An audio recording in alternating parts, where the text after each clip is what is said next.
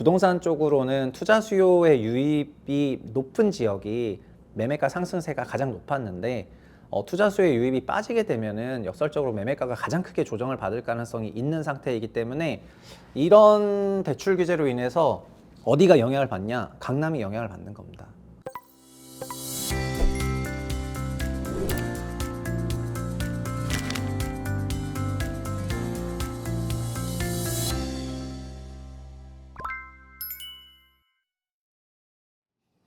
네, 안녕하세요. 최부심입니다.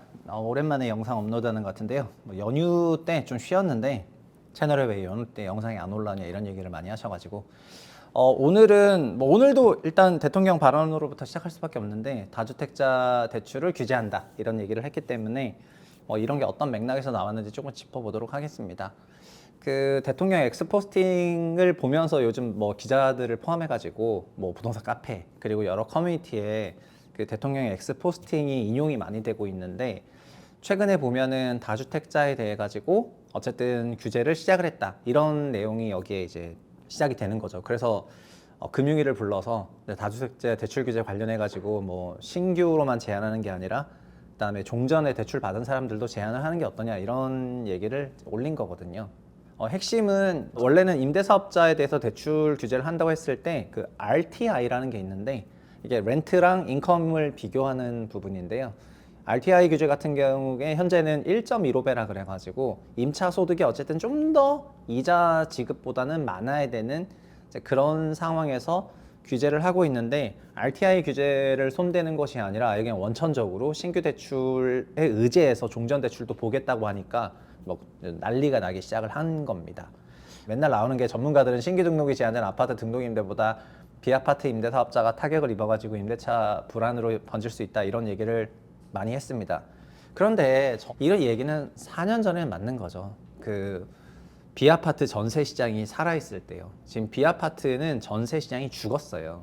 그러니까 현재 왜 비아파트 쪽에서 그러니까 22, 23년 같은 전세 사기가 안 일어나냐면은 22, 23년에 다 일어난 겁니다. 전국적으로 어마어마한 숫자의 전세 사기가 다 일어난 거고 그때는 비아파트 월세율이 55% 정도밖에 안 됐잖아요. 근데 지금은 비아파트 월세율이 70에서 80%에 육박하기 때문에 사실상 비아파트 전세는 거의 없어진 겁니다. 근데 그 비아파트라는 게 저희가 5층 이상은 아파트라고 하지만 4층부터는 연립주택이라고 하지 않습니까? 4층도 연립 다세대면은 외견상으로는 되게 아파트스럽거든요. 그러니까 다가구가 있고 다세대가 있는데 그거가 다 비아파트에 합쳐진 건데 그 부분에서 월세율이 80%라는 거는 연립 다세대 정도는 그래도 아파트와 같게 전세가 조금 살아있지만 일반 다가구는 사실상 그냥 깡 월세라는 겁니다. 거의 전세가 없다는 거예요. 그래서 대출 규제를 했을 때 전세 사기 사건이 비아파트 쪽에는 안 일어나죠. 못 일어나죠. 안 일어나는 게 아니라 이미 다 일어났어. 우리 채널을 오래 보신 분은 아시겠지만 윤석열 정부 때 전세 사기 관련해 가지고 엄청나게 목소리를 올렸었고 그 민주당 요즘 일 안 한다고 했었던 것도 전세 사기 관련 법안을 대통령이 개선 법안 하겠다고 얘기하고 약속까지 했는데 그 피해자들한테 그거를 올리지조차 않아 가지고 연초까지 막 이러고 있으니까 그냥 민주당 미쳤구나 나 이런 생각하면서 제가 채널에서 막 이제 비판을 했었던 겁니다. 그래서 금융당국이 점검회의를 해가지고 다주택자 대출 만기와 관련해서 여러 논의를 하고 있는데 지금 서울 부동산이 어쨌든 중요하니까 서울 부동산 기준으로 보면은 임대사업자가 갖고 있는 주택의 수가 서울에는 27만 호 정도 되는데요. 그러니까 전체 주택으로요. 서울 전체에는 370만 호 정도의 주택이 있습니다. 그중에 한 8%가 장기 매입 임대 사업자가 가지고 있는 주택이 되겠습니다. 근데 그 장기 매입 임대 27만 중에서 아파트가 이제 4만 4천 가구가 되는 거죠. 아파트가 4.4만이고 그 다음에 나머지 23만 가구는 다 비아파트가 되는 겁니다. 그래서 비아파트 쪽에 임대사업자 대출 규제를 하게 되면 비아파트 쪽에 문제가 된다 이런 얘기를 많이 하고 있는 건데 그런데 이거는 오히려 지금 상황을 거꾸로 해석해야 되는 게 비아파트는 아까 말씀드렸던 것처럼 전세 사기 사건이 있으면서 다 월세화가 됐어요. 다 월세화가 됐고 현재 아파트는 월세가 우세하죠. 월세가 55 이상으로 월세가 우세하지만은 전세도 많거든요. 그러니까 아파트 쪽은 전세 사기가 거의 없었어요. 그래서 대출 규제를 했을 때 오히려 아파트가 좀 더 위험하다. 그렇게 생각하시면 되겠습니다. 그래서 아파트 쪽은 지금 전세에 대한 만성적인 비선호가 올라오고 있죠. 제 주변에도 전세금 주식하겠다는 사람이 상당히 늘었는데, 어쨌든 전세금을 자기 원금인 경우에는 그거를 거기에 소위 매몰시켜 놓기보다는 다른 쪽으로 투자하려는 사람들이 늘면서 지금 전세 가격은 매우 안정세입니다. 이런 일이 생기면은 보통 다주택자 규제하고 뭐 매도하고 이러면은 전세가격이 막 올라가야 되고 2020년 같은 그런 상황이 나야 된다고들 생각하시겠지만은 전세 가격이 매우 안정적입니다. 월세가 올라가고 있죠. 월세를 선호하기 때문에. 여튼 그렇습니다. 그래서 이거 내각이 지시해서 했고요.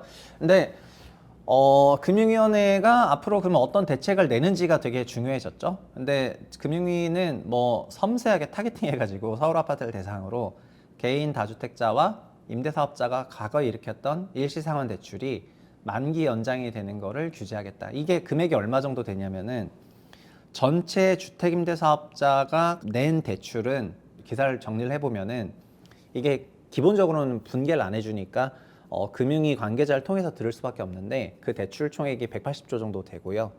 그리고 그 180조 중에서 다주택 임대사업자, 법인도 갖고 있으니까 개인 다주택 임대사업자가 20조 정도 대출을 가지고 있습니다. 그래서 그 20조를 만기 연장 안 해주겠다는 그런 생각인 것 같아요. 그래서 어쨌든 그 20조 정도의 노출이 있는 집들이 매도 압력을 받는 그런 집이 되겠죠. 왜냐하면은 추가 대출이 안 나오는 거니까요. 그래서 우리나라 전체 가계부채는 뭐 1,800조 넘고 주담대가 700조 이상이지만, 네, 주택임대사업자 대출이 한 180조 정도 되는데, 그 180조 정도 되는 거 중에서 20조 정도 되는 그런 금액이 지금 이제 대상이 되는 겁니다. 우리나라 모든 대출을 다 상환해야 되냐, 그런 것도 아닙니다. 그래서 방향은 이제 어떤 방향으로 갈 거냐면은, 앞으로는 개인이 뭐 주택 임대업을 막 적극적으로 하고 그런 시대는 이제 끝나가고, 개인은 그냥 주택 임대업에서 완전히 빠지고 그냥 자기 집 사고, 아니면 그냥 공공이나 주택 임대 업체가 하고 있는 그런 임대차에 들어가야 되는 시대가 이제 목표일 거고요. 그러니까 골인 거고, 지금은 이제 개인 임대차 시장에서 기업과 공공의 임대차 시장으로 이제 전환이 되는 건데, 그 전환 플랜을 밝혀가지고 돌리겠다는 그런 거잖아요. 그래서 먼저 바꿀 거는 다주택자부터 바꿀 거지만 순서대로 이런 방식으로 갈 거라고 생각이 되고요. 그러면 개인들은 투자를 어디다가 해야 되냐? 그냥 주식하라는 겁니다. 주식하라는 거고, 부동산 쪽으로는 투자 수요의 유입이 높은 지역이 매매가 상승세가 가장 높았는데, 투자 수요의 유입이 빠지게 되면은 역설적으로 매매가가 가장 크게 조정을 받을 가능성이 있는 상태이기 때문에, 이런 대출 규제로 인해서 어디가 영향을 받냐? 강남이 영향을 받는 겁니다. 그러니까 많은 사람들이 강남은 똘똘한 채여가지고 실수요자들이 다들 강남 사시고 강남권을 사고, 그다음에 경기 외곽을 투자 목적으로 갖고 있다, 이런 생각하시는데 그거 되게 오해이고 착각입니다.